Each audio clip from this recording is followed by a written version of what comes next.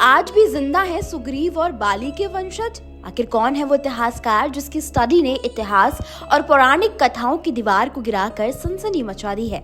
आइए जानते हैं खुलासे का पूरा सच। दोस्तों, आज हम बात करेंगे अरुणाचल प्रदेश की, यानी उस भूमि की जिसे लंबे समय तक सनातन हिंदू परंपरा से अलग दिखाने की कोशिश की गई और वहां बसे आदिवासियों को हमेशा हिंदू धर्म से अलग करके दिखाया गया। दंत कथाओं और आस्था से आगे बढ़कर एक शोधकर्ता ने ऐतिहासिक दस्तावेजों, पुरातात्विक साक्ष्यों और टूटे हुए अवशेषों के आधार पर यह साबित कर दिखाया है कि यहाँ सदियों से सनातन की धारा बहती रही है। केंद्रीय स्वास्थ्य मंत्रालय में कार्यरत डॉक्टर जगदीश कौर ने वर्षों की मेहनत और वैज्ञानिक शोध के बाद एक महत्वपूर्ण पुस्तक लिखी, Arunachal Pradesh, rediscovery of Hinduism इन हिमालय।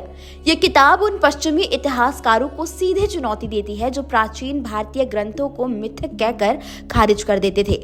ठोस तथ्यों और तर्कों के साथ ये अपनी तरह का पहला गंभीर प्रयास माना जा रहा है। इस किताब में हाल के वर्षों में हुए कई ऐतिहासिक खनन और शोधों को एक साथ जोड़कर पेश किया गया है। इन साक्ष्यों से ये स्पष्ट होता है कि आदिदेव महादेव यहाँ के मूल निवासियों के प्रमुख आराध्य रहे हैं। पिछली शताब्दी के अंत में अरुणाचल प्रदेश में हुई पुरातात्विक खुदाइयों में ऐसे प्रमाण मिले हैं जिनका उल्लेख सीधे तौर पर महाभारत, रामायण और विभिन्न पुराणों में मिलता है। किताब में इन स्थलों का विस्तृत ऐतिहासिक विवरण और दुर्लभ चित्र दिए गए हैं। यही वो भूमि है जहां परशुराम ने एक कुंड में स्वयं को पवित्र किया, जहां ऋषि व्यास ने ध्यान साधना की और जहां भगवान कृष्ण ने रुक्मणी से विवाह किया। अरुणाचल प्रदेश के मालिनी थान क्षेत्र में पुरातत्वविदों ने इंद्र, सूर्य और देवी दुर्गा की प्राचीन मूर्तियां खोजी हैं, जो इस बात का स्पष्ट प्रमाण है कि यह क्षेत्र सनातन आस्था का केंद्र रहा है। इतना ही नहीं, राज्य के निचले सुबनसिरी जिले के जीरो क्षेत्र में वर्ष 2004 में दुनिया का अब तक का सबसे बड़ा शिवलिंग खोजा गया। हैरानी की बात यह है कि इस स्थान का उल्लेख शिव पुराण में भी मिलता है, यानी ग्रंथ और जमीन दोनों एक ही कहानी कह रहे हैं। यहाँ की जनजातीय परंपराएं भी इसी इतिहास की गवाही देती हैं। कार्बी जनजाति खुद को बाली और सुग्रीव का वंशज मानती है। तीवा जनजाति माता सती से अपनी उत्पत्ति जोड़ती है, जबकि मिशमी समुदाय खुद को रुक्मणी से जुड़ा हुआ मानता है।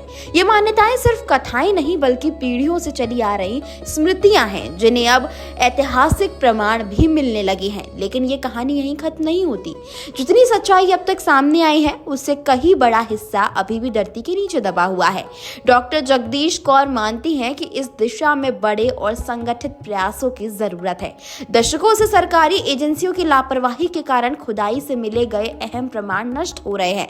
इतिहासकारों और शोधकर्ताओं को पर्याप्त संसाधन और सहयोग नहीं मिल पा रहा, जिससे वे इन साक्ष्यों की जड़ों तक पहुंच सकें। आज सवाल सिर्फ इतिहास का नहीं है, सवाल पहचान का है। क्या अरुणाचल प्रदेश की ये सनातन विरासत यूं ही मिटती रहेगी या अब सच्चाई अपने पूरे स्वरूप में सामने आएगी? ये फैसला आने वाला समय करेगा। लेकिन एक बात है, आज सवाल सिर्फ इतिहास का नहीं, सवाल पहचान का है। क्या अरुणाचल प्रदेश की ये सनातन विरासत यूं ही मिटती रहेगी या अब सच्चाई अपने पूरे स्वरूप में सामने आएगी?